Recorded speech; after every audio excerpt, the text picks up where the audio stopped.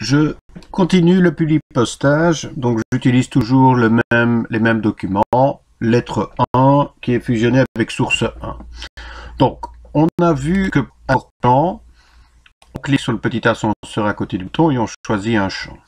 Alors, on pourrait également, je vais d'abord supprimer mes champs ici, on pourrait également cliquer sur le bouton, au lieu de cliquer sur le texte, choisir un champ, en cliquant dessus, et l'insérer. Le problème, c'est que si je dois insérer un autre champ à côté, ça j'ai fait une bêtise, si je dois insérer un autre champ à côté, mais il faut chaque fois que je ferme la boîte, que je fasse un espace, que je re-rentre dans la boîte, que j'insère le champ, et ainsi de suite. Donc ça met quand même pas mal de temps. Donc le plus facile pour insérer les champs consiste à cliquer sur l'ascenseur et chaque fois incorporer les champs souhaités.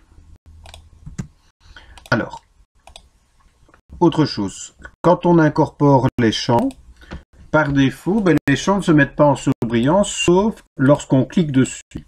Donc l'idéal, c'est de visualiser directement dans une lettre de publipostage les champs de fusion. Et pour faire ça, dans l'onglet publipostage, on a ici un gros bouton champ de fusion en surbrillance. En enfonçant ce bouton, ça me permet de repérer directement dans ma lettre tout ce qui provient du publipostage, tous les champs de fusion. Si je désactive le bouton, vous constatez que ça ne se met plus en surbrillance. Donc je vous conseille systématiquement d'enfoncer ce bouton-là, ça rendra les choses plus claires.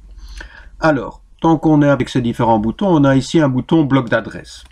Si vous devez incorporer l'adresse, uniquement l'adresse, pour aller plus vite, on peut utiliser ce bouton ici, bloc d'adresse. Donc dans l'onglet publipostage, je place d'abord mon point d'insertion là où je souhaite incorporer l'adresse.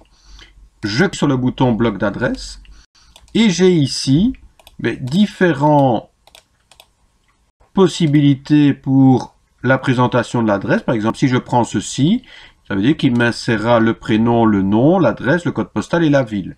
Si je prends ceci, pareil, si ce n'est qu'il insérera le champ titre avec.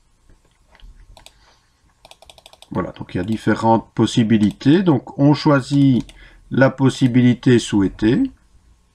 Si on a un problème, imaginons que le code postal ne soit pas présent, on a une zone ici, corriger les problèmes, faire correspondre les champs.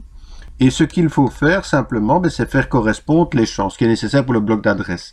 Donc par exemple ici, code postal, s'assurer qu'il soit bien en concordance avec le champ code postal de notre source de données source 1. Donc quand il y a un souci, c'est ici qu'il faut régler le problème. Donc si le code postal ne se fait pas, imaginons mon intitulé de colonne, je l'ai appelé CP, Word ne sait pas faire le rapport entre les deux, à ce moment-là, manuellement, on fait correspondre les champs. OK, OK. Et à ce moment-là, vous voyez que j'ai directement mon adresse qui est incorporée, qu'on appelle le bloc adresse. Voilà.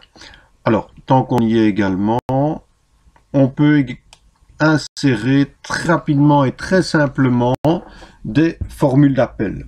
On verra comment faire ça manuellement après, mais si on veut, on peut utiliser ici le bouton formule d'appel. Donc ça veut dire qu'il me fera apparaître cher ou chère, suivant qu'il s'agit d'un homme ou d'une femme. Donc lui, il va repérer monsieur, madame, mademoiselle, et en fonction de ça, il mettra cher ou chère. Je vais vérifier. Donc je clique sur OK. Voilà. Je vais supprimer la virgule que j'avais faite ici. C'est un homme, il met bien cher.